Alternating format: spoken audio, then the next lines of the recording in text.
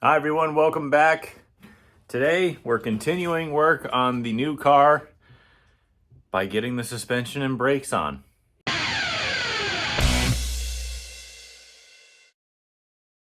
If you're new to the channel, welcome. If you're a returning viewer or subscriber, thank you again for watching. I greatly appreciate every single one of you. Please consider subscribing if you haven't already.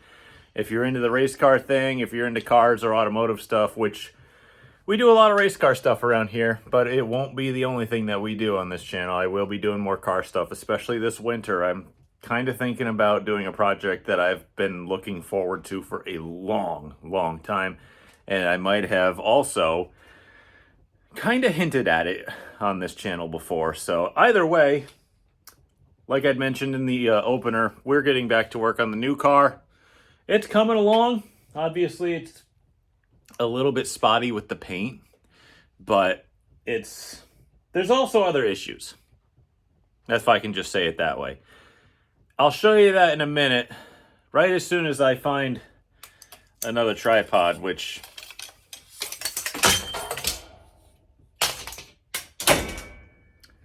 that one broke. Just kind of put that over there. But my main concern now is continuing the brakes. Obviously, you saw the video with the engine. That thing is so full of oil, I'm letting it just kind of drain past the rings and into the block so that I can give it a complete fresh flush out and oil change, because that thing is so full of marvel it might as well be owned by them. The issues we're having with the suspension is I'm trying to use stock lowers on a Johnson chassis car, and that's kind of difficult to do. The problem I'm running into is that there's a lot on this chassis, even though it's supposedly a stock replacement, that really kind of isn't. I mean, when you look at the lower pickups, which are modeled after factory, like this one here is in the cross member, which is like factory. They got a little cutout there so that it'll pass. But this one here is kind of modeled after factory. They did put lightning holes in it, but they put this tab here to kind of bridge it between these two stanchion points, which a factory vehicle doesn't have these. And if you try to put any sort of stock lower on here, it will only sit at like ride height. You can't go lower than that, and forget trying to even put a spring in it. If you put that lower in and try to swing it down with this tab in here, it does not work at all. You'd have to cut the lower to like here, like around like this. And that's just impossible, because then it's completely unusable. So, like I said, it's utterly ridiculous. I said this in another video, but it's utterly ridiculous that a stock replacement type frame won't accept stock parts. So, they do fit though, otherwise. But this little tab here is kind of the bane of my existence. It doesn't exist on the stock chassis, but it does on these. So what I did was, I removed it. And now look, the entire thing will accept a spring now. Isn't that interesting? Some people may call me stupid for this. Some people may have some words to say, but you know what I say to them? Go away. Stock frames don't have that piece in the middle. They don't have anything. They just have a stamped clamshell like this, and that's it. Obviously, this is a little different because it's a lot longer than the factory one, because the actual chassis comes up like this and accompanies this, and they put these stanchions in here to try to bolster it up a little bit. But that little piece in there makes it completely impossible for you to even swing any kind of lower through there. And I didn't get any instructions on it, so I'm like, you know what? Now it works like factory. Isn't that fun? And the little bridged gap in the middle there, that can be taken up by the damn lower being bolted in. It's okay. So anyway, I got it to work, well, minor work.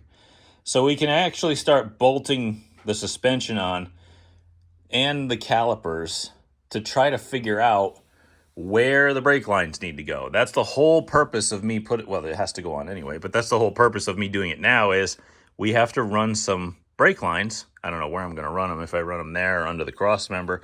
I kind of want to run them past the firewall, because if I run them down the firewall, they won't get hot, because you got to run them past the headers and the bottom of the motor if you run it through the cross member like a stock vehicle. I know that's kind of clean and stuff like that, but I'd really rather keep it out of the heat. That's why I think I'm going to run it across the firewall, down and across here to a bulkhead fitting where the flex hose goes to the caliper. But we'll get that going as soon as I replace my tripod. Well, I found one in the office, and apparently it has my old handlebar GoPro mount on it, which I had no idea where that went. So once I blow the dust off of this, I'll have two mounts. Sweet.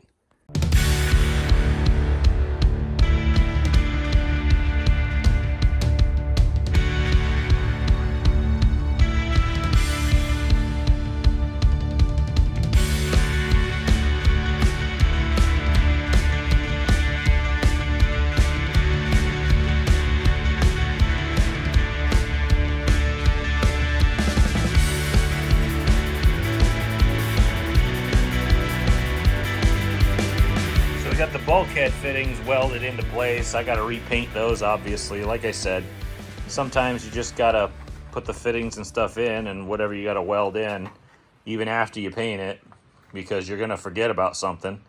And just grind it off, repaint it, just with the same paint you already used. Got the other side in as well. You can't really see it from here. But I got my delivery that I've needed for a little while. I got this based on, well, I'll do this first. I got the right angle 90-degree fittings from All-Star, which I need for the front master cylinder, which I'm probably going to redo that line because it's a little wonky. And I got this on the recommendation of another YouTube channel. It's a Capri Tools double flare tool kit. Apparently you jam her in there, tighten it down, and I'm going to have to read the steps on it, obviously. I'll probably have to keep those because my dumbass will forget. I got a nice container for it, too, to put it on the shelf. Yeah, it's a soup container from the Chinese restaurant. Look, if you got anything better hanging around, I'd love to see it, but I don't have anything. So I'm going to give this a try because, well, every single tool that I have for even these nice tool steel ones for doing double flares, I've broken. So I've heard good things about this little thing. I think it was 40-something bucks on Amazon. Special punch grease, do not eat.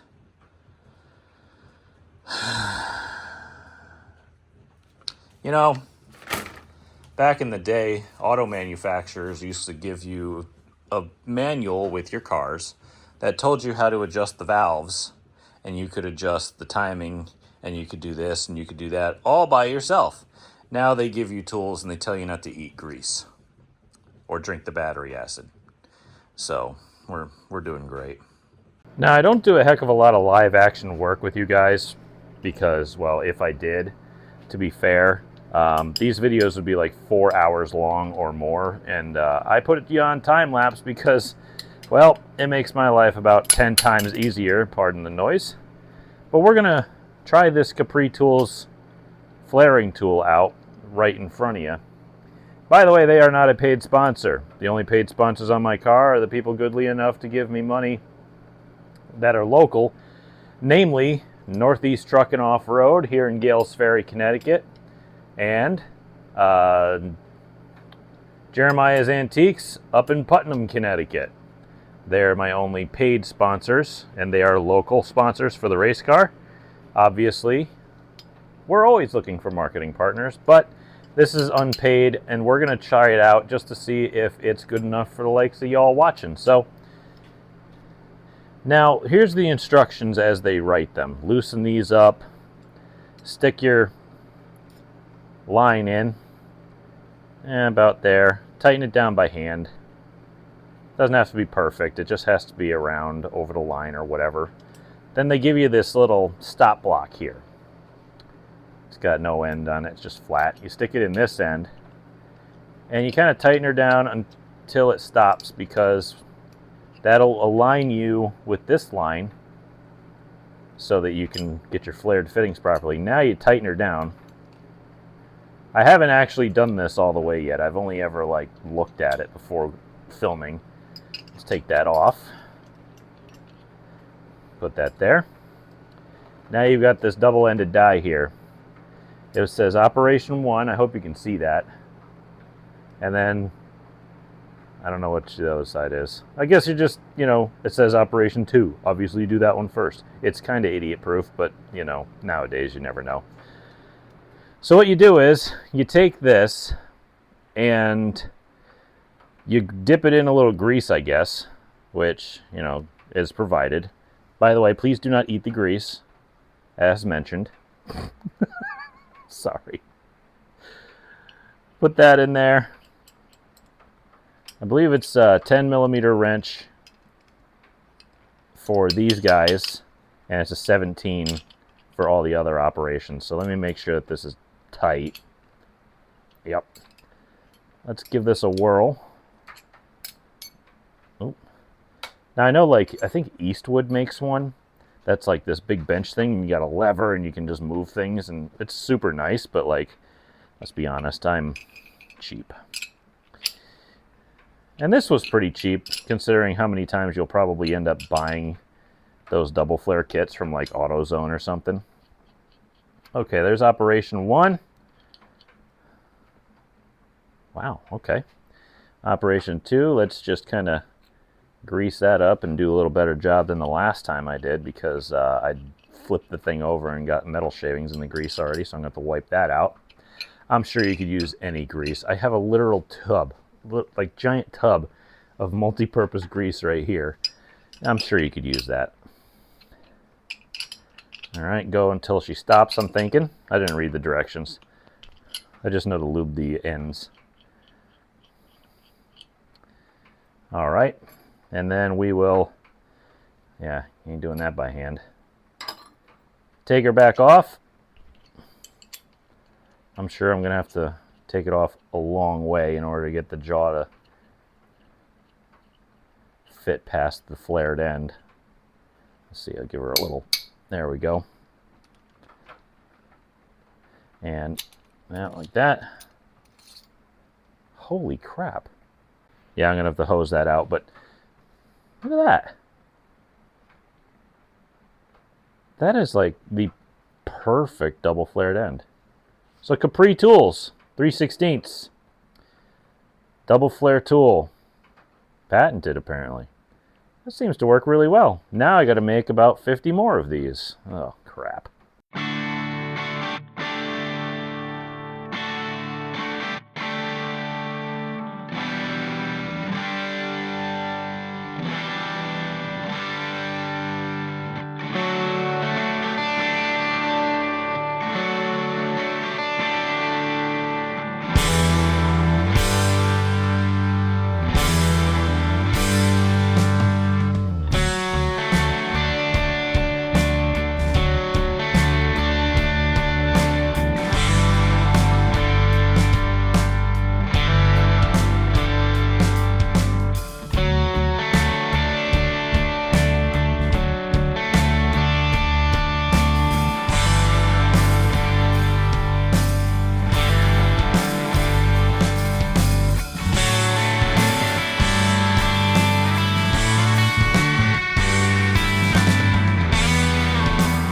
So as I'm monkeying around here with the brakes, I was kind of checking to see what kind of lines I would need for these bulkheads, and I put a rivet in one of these little tabs to hold the brake line on, just so it won't move around and it'll just kind of be secure. And I figured out, there's probably going to be a problem here before we even get started. This line here on the left front, I'm looking at it and I'm trying to imagine the tire being on the wheel or the hub. And if you turn the thing, I'm guaranteeing that tire will hit this bulkhead if you turn it far enough. Sometimes stuff happens in racing, and that could be one of the things that happens. So I'm going to cut these welds, these tack welds off, polish it up with my little handy dandy spinny tool. Take it and just move it to the inside part of the frame rail so that when I put whatever fitting on here, I was testing it with a right angle kind of for this reason here, just kind of get it up and inside.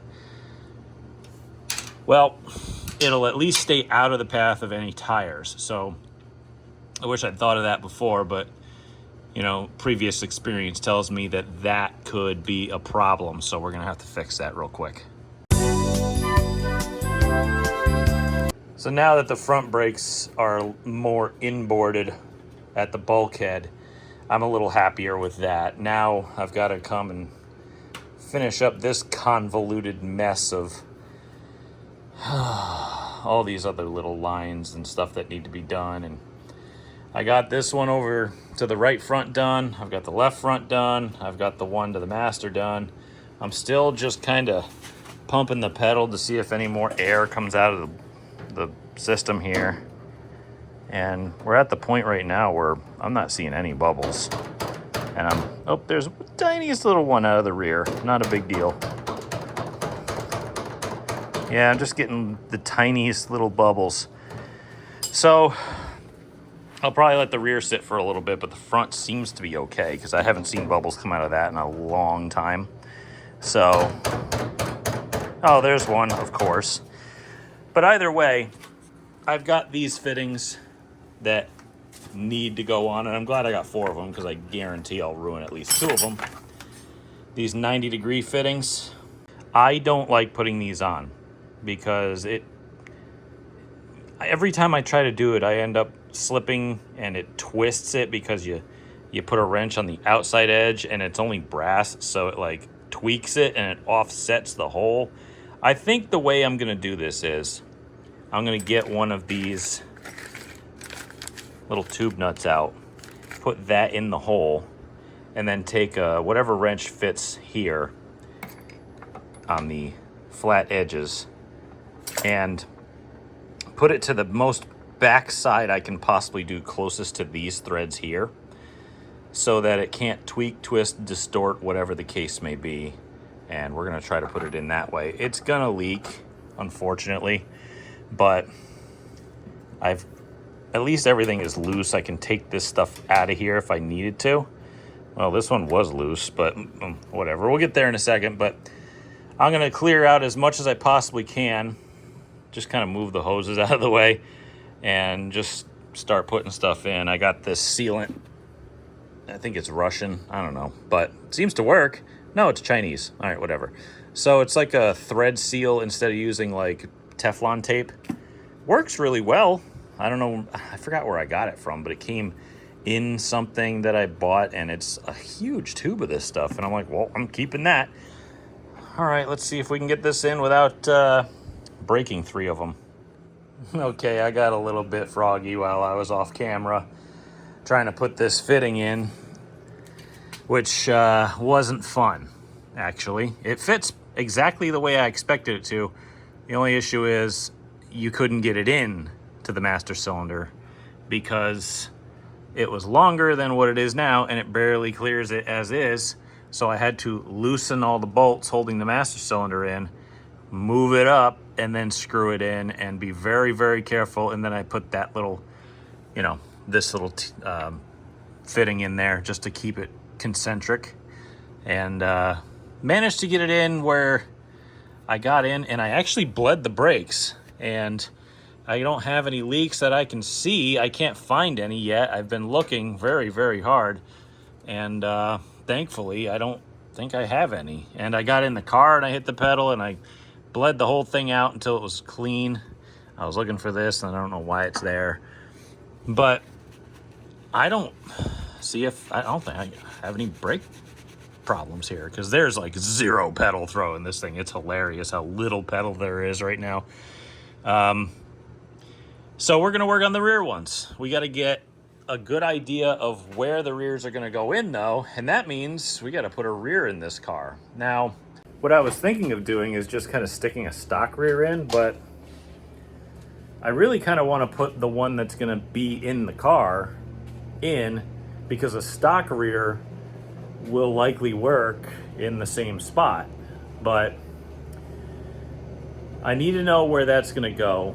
I need to know where to put the bulkheads, because putting the bulkheads in is going to determine where the calipers are going to sit, which I'm going to put them forward anyway, but I need to figure out where the bulkheads are going to go so that I can put the fittings on in enough room that there's going to be travel over these hoses. Now, on like a tube chassis late model, you're talking about a little bit more room from the back of the frame to the axle. So those are a little longer. On these cars, they're factory. So I'm wondering if it's actually going to be any different. Then we have to run lines, then we have to put all the stuff in. So I'm just trying to figure out where it's going to go, and you know what? I think the only way to do it is to just stuff one in there. Longtime viewers of the channel will remember that I bought a brand new 9-inch housing with a 4-link setup that's 58-inch hub to hub, which is exactly the same as a stock rear. And my only problem is that this rear is not set up yet because I got cut to fit axles. Now, I have the center section ready. I think it's in that box, and it's the legal one that we have to use in this car, the right gear ratio at least, and it's got spider gears in it, so it's open diff, which is what we run there. Now, do I stick this in the car and put the pumpkin in, cut the axles to fit, and set the axle up first, then start hanging brakes off of it, or what? I don't really know yet. So what we're going to do is we're going to try to figure it out right now. I might have to use stock rotors, which I have sitting up there on the shelf, which is good. Again, I don't really know. I might just stuff that rear under there because I think that's my other one that's legal. I might have to swap the stuff around. Who knows?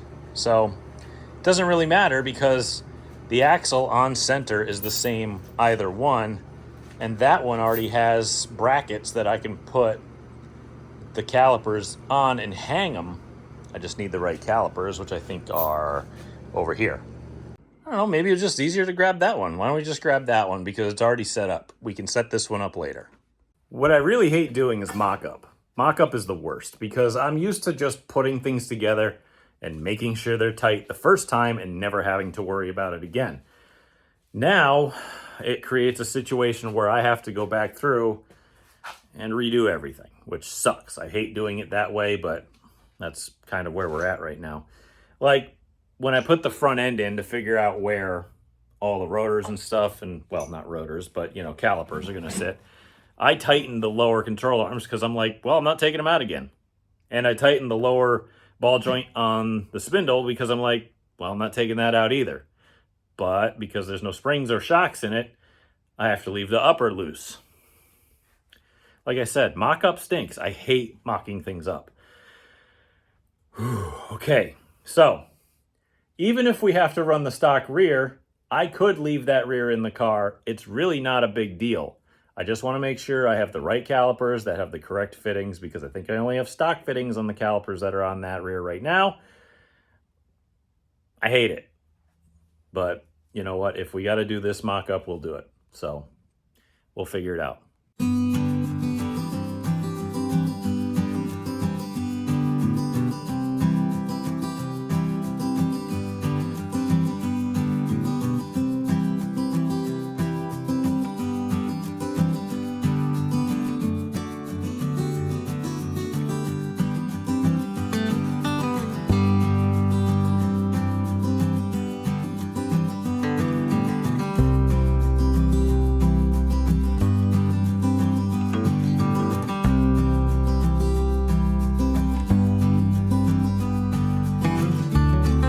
So we've come up with some ideas. I definitely need to kind of quit at this moment and go look online and do some research because I'm trying to figure out what hoses and fittings to use. And what stinks is they gave me all these hoses.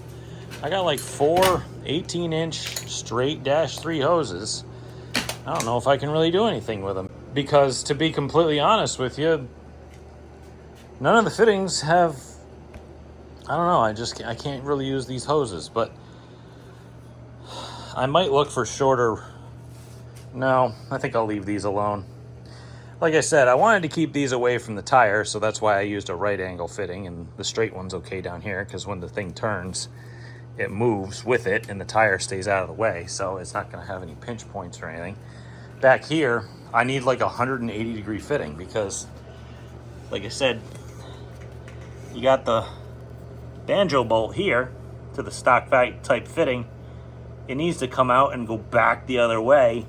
And then I want it to run down through here and like bulkhead up to here, which would be perfect because it would be there, down, and to it. It would be out of the way. It would move. It's not going to turn like a wheel, so it doesn't need a lot of length to it, but it does need to be able to at least travel. You know what I mean? So if it was like 20 inches, 18 is really kind of cutting it. I don't know if 18 will really fit. 24 is like way too long. So I got to go do a little bit of research and clean myself up because ew. But anyway, we got a lot of progress done here so far today. Like I said, we got the front brakes not only on, but the suspension on, and it's bled. And so that system is all together. Now we just got to figure out what the rear system needs. We're going to need parts for it, obviously, which kind of stinks, but we'll at least run lines if we can't get the parts immediately. If we can run lines and put them kind of where we need to put them and put the bulkheads in, if I can find the right fittings, then we might be in pretty good shape here too. So if we run out of brake parts, we can always try fitting the drive shaft, because I've heard that on these chassis, you might have an issue with the drive shaft length. I've got a stock one, it's about 52.5, but I also have one up in the beams over there that's 51-ish. So we'll check and see if that's a problem. Hopefully it's not, but at least we got something in here to mock it up to. But like I said, we still got plenty of work to do. We still got to run brake lines. We still got to put bulkheads up. We still got to do all that. So off to do research, and I'll see you tomorrow. Excuse the noise of my fan that was formerly out of my furnace that I used to evacuate the garage of heat, but it's the next day and I've got a whole lot of stuff to do. When I initially bought some of the brake parts for the car, I bought about 10 of the little brake clippy things, thinking, oh, that'll be enough. No. So I rage bought about 75 of them, and that's not an exaggeration. I actually did buy 75 of them because I figure, maybe I'm definitely not going to need all of them. And I have a hot rod project that is likely going to need all the brake lines put in. So do what I always do. Put them on the shelf. So anyway, there's a whole lot of stuff we got to do. We got to finish the rear brakes, at least the lines. I do have parts on order. I was able to kind of jerry-rig a setup for these rear calipers because, like I said in the last scene, I need a 180 degree coupler. Then I needed at least 2 -3 male-to-male couplers to go to the 180 degree thing, and then you got the coupler, and then you got the flex line that goes to the bulkhead. Well, I got those on order from Nitrous Outlet and all these other places. They're not technically brake parts, but they're gonna work because they're forged or not billet aluminum or whatever the hell they make them out of. But if it's good enough for that, it'll be good enough for brakes, and they will fit my fittings. So we're gonna have to bend the lines up and create some kind of a standoff for the bulkhead. I'm just looking at it right now. We also need to, and I didn't mention this before, but we have to finish riveting all the tin work together. This stuff is just kind of barely put in there just so if we needed to move it or remove it or do whatever, we could just easily take it out. But now I have to kind of go through and finish putting all of the rivets in, which I have about 50 million of them. So that's on the agenda. The brake lines are on the agenda, and whatever else we find, if we get bored, we'll start doing electrical stuff. I don't care at this point, but we got to get working. Also, you know what, guys? I've been talking it over with some trusted people. We're going to redo this brake line setup for at least the front, because I was talking it over. We were thinking about it, and the residual pressure valve has to go. The only reason you'd really use those is, and I put it in because I said, oh, well, I got floor-mounted masters. I forgot that there's a reservoir that's much higher than the master. Usually you've got these types of masters, which is a built-in reservoir as well. This is my clutch master, and it is fractionally higher than the throwout bearing, so I'm not worried about that in any way draining back. That's why you put the residual pressure valves in, to stop fluid from draining from the brake system that might be higher, because on some late models and stuff, these are much lower than your actual braking system. Since my reservoirs are higher than any brake point, or at least line or point of brakes system in the car, I don't need the pressure valves. And I'll show you why. Because if you touch the brake pedal and then touch the rotor, that's dragging. And you go to the other side, and that's dragging too. You can actually see the caliper kind of bouncing a little bit. So we're going to pull that residual pressure valve out. We're going to simplify that system, just have one line go straight into the T-junction. But we'll do that when we get the rear lines run and connected, which will be a couple days because I got those parts on order. We can't finalize it until they come in. So until then, we're just going to have to keep plugging away at everything else that we're doing.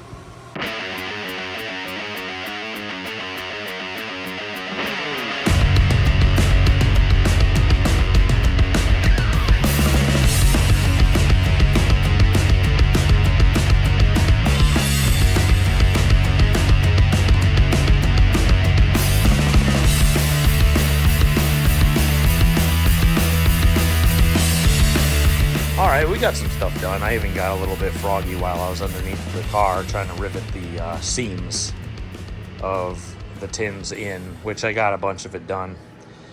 I checked to see if my drive shaft would fit, and it's close. It's very close. It just needs to be a little bit adjusted. I know that there's a little bit of a difference with motor placement with these tube chassis cars to a stock car. The wheelbase is the same, but the motor placement's a little bit different, so it is what it is.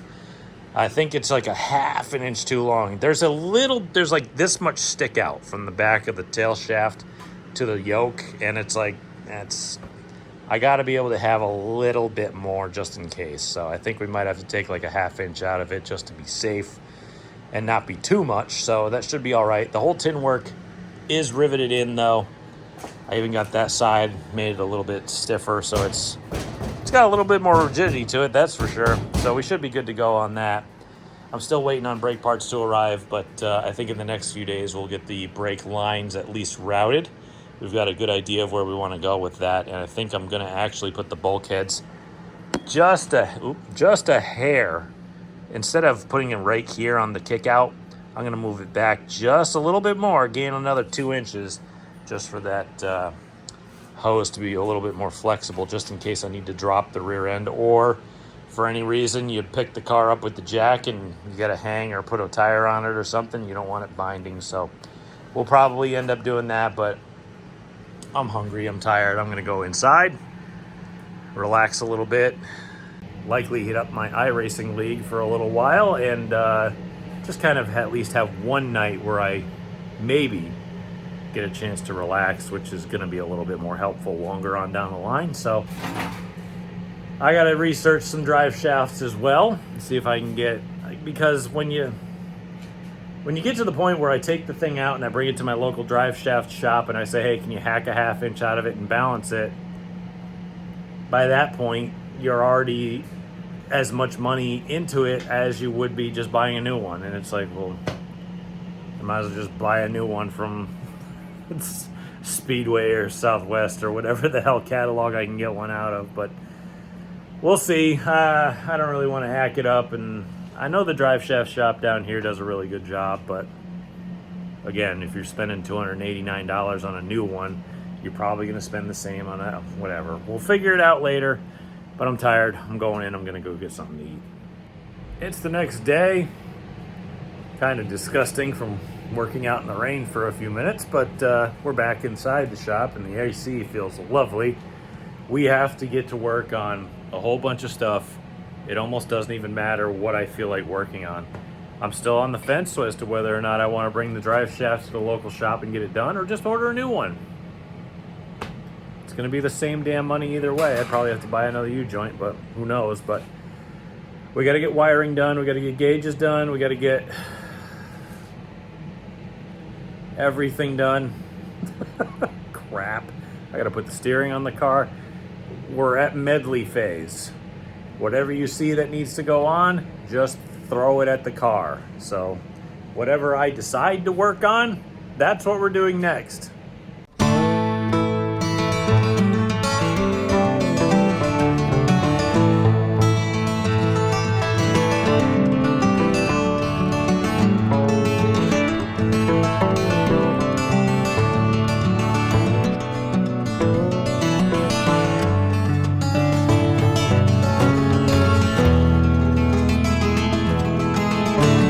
Boy, that was a lot of work for, I guess, not a lot of gain. All we did was try to put the steering on and the front drive assembly, and that was it, man. I mean, we didn't do a heck of a lot tonight, and it took forever. I mean, this was like, I don't think it'll come across on the time lapse. The time lapse will be like, I don't know, 30 seconds long, and it felt like, no watch, 4 hours, I swear to God. Because it did not go well. I did the front drive assembly on. The water pump feels good. Feels like it's got a lot of seal there. It doesn't wiggle. This is on. I know that thing charges, and that's good.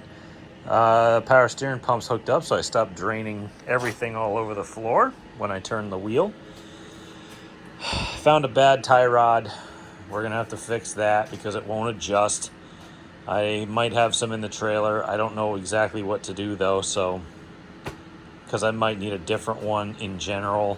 It's kind of a pain right now, but hopefully we're going to at least start making progress soon. This thing, I don't know where to mount it. I've got it here just kind of out of the way, but since this is a Heim joint, it moves, so we'll figure that out. I don't really know what to do there. If I put it over here, it's going to be too hot, and I would need a new line. I'd have to order a new line, which really sucks. Maybe I'll end up just moving it over here and just ordering a line. It's in the air, or I'm probably going to have to order a bunch of lines. But again, this is all part of the design process. And it's difficult. Just figuring things out. A new car is not going to be the same as your old one, and you're going to have to redesign a whole lot of stuff. And this is probably going to be one of those instances where I'm going to have to redesign a whole lot of stuff, which really stinks, but I really want this thing to be perfect. I want it to be fit well. I want it to be nice. I want it to be easy to work on. I want everything perfect. So I don't think I'm going to leave this here. I'll probably just end up ordering lines. I'm probably going to have to end up ordering a new tie rod or something like that. And I don't really know. But we didn't learn a heck of a lot tonight, and we didn't really do a heck of a lot tonight. And that stinks because I got to get this thing done, man. I'm still waiting on parts. Hopefully, by the end of this video, those parts will be in and we'll actually be able to start making progress. But, man, the last couple of days, just not a heck of a lot's been able to get done because, well, time. And I ain't got a heck of a lot of that right now. So I will shortly, but right now, nope. And I really got to get this car done because we got to get it on the racetrack. Time is very short, but it is what it is. We're going to do our best. And once those parts come in, we can really start kicking. But like I said, at every single turn in this video, I just keep running into roadblocks. The tie rod, the power steering hoses, the drive shaft. I actually have a clearance issue on my idler arm where a stock tie rod, just a stock tie rod, is hitting the bolt for the lower control arm. So now I've got to take that bolt out and hopefully flip it around, and then maybe, just maybe, we fix that issue. And that's not how I'm supposed to do it, but that's how we're going to. So I guess I'll see you tomorrow. It's the next day. Obviously, we're kind of getting frustrated here with all the roadblocks we've been hitting. And of course, I picked the only 90 degree, well, no, tomorrow's going to be 90 as well. The only 90 degree days to exercise and then get into a shop that's 90 plus degrees. And against my better judgment, I actually shut the door and put the air on.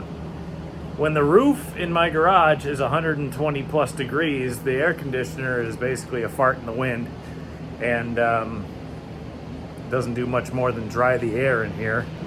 We've had the problem with the drive shaft. I have one on order. Hopefully it works, and I did find the correct conversion U-joint from Speedway Motors, so hopefully, fingers crossed, that actually works. I have a tie rod end coming because found a bad one, and the adjuster wasn't too great looking either. Looks like it took a few hits. Probably should change it just to be safe. And then the power steering thing, I honestly don't know what I'm gonna do with that, because there's got to be a way that I could keep all the parts that I'm already using and just find a place for it, but that's kind of being a pain too. So I figure instead of all that, we'll just wait for parts to show up, and then maybe we'll get a little bit more momentum going again.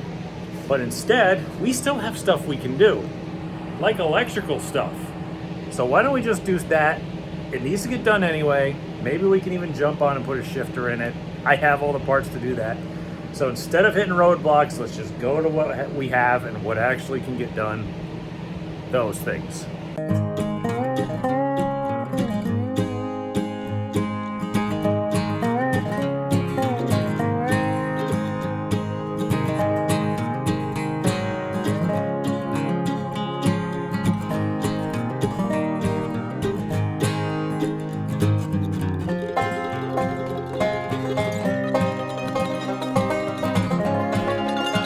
What a mess. I'm just looking at this old wiring setup I had in my old car that I literally pirated out of someone else's car. And yeah, she's really kind of ugly and old, and there's a broken wire here. That's good. I don't plan on reusing any of that. Here's my gauges. That's another used panel, but I'm going to be changing that. All these gauges are just fine. I mean, I'm going to reuse the gauges, but I got these little under dash pods, or whatever you want to call them. I got this third one here. I was thinking about lumping temperature and oil pressure together and then putting volts off to the side, but they're going to go underneath the dash column bar, whatever, down under here, because I can see that very clearly through the steering wheel in this section right here and on the other side of it. So I was thinking, put the two important ones over here, move voltage over there, because I like to monitor my volts. I know a lot of guys don't race with an alternator, but I do, because I typically race with the fan on all the time, and that's going to drain the battery. And I don't want to be sitting in my, pit stall charging a battery up constantly. Oh, you should get a deep cycle battery, blah, blah, blah. Yeah, well, I have an alternator. I don't need it. Besides, since when did an HEI distributor run better on less voltage? Anyway, I got some work here done and cut myself pretty severely, which I got to go take care of. That, dirt and the wounds is not a great thing. I got the shifter in. That's functional and solid. I actually put more pop rivets down that seam of the tin so that it would hold it a little bit tighter. I got the master switch in.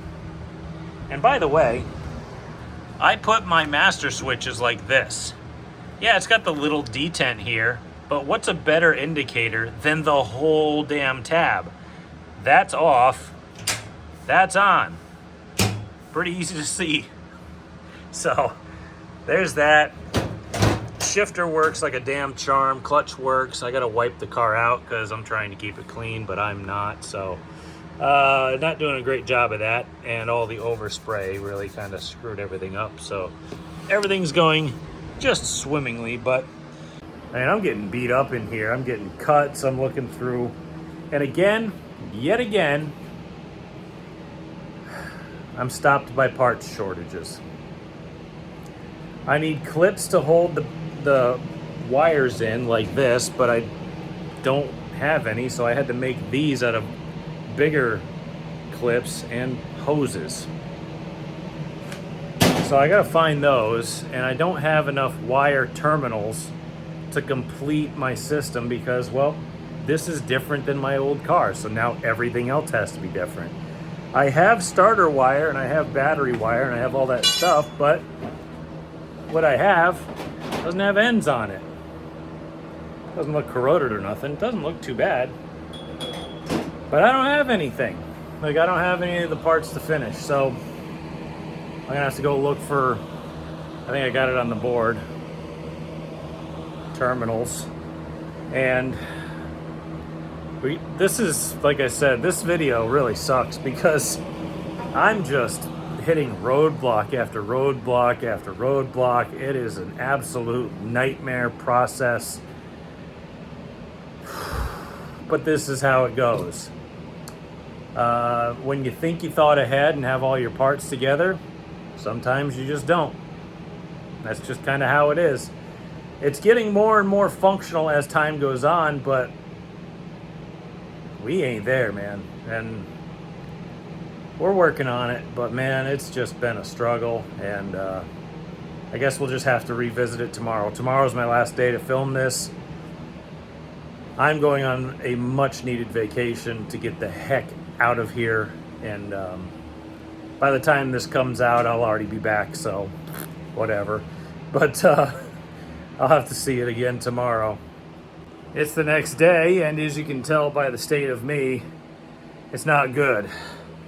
I spent all day hot out in the sun and working, and came home and spent the rest of the day out hot in the sun working, trying to get my car ready to go on vacation. Rotating tires, debeating a wheel, trying to fix a bad valve stem. Who knows if I fixed that? I really hope I did.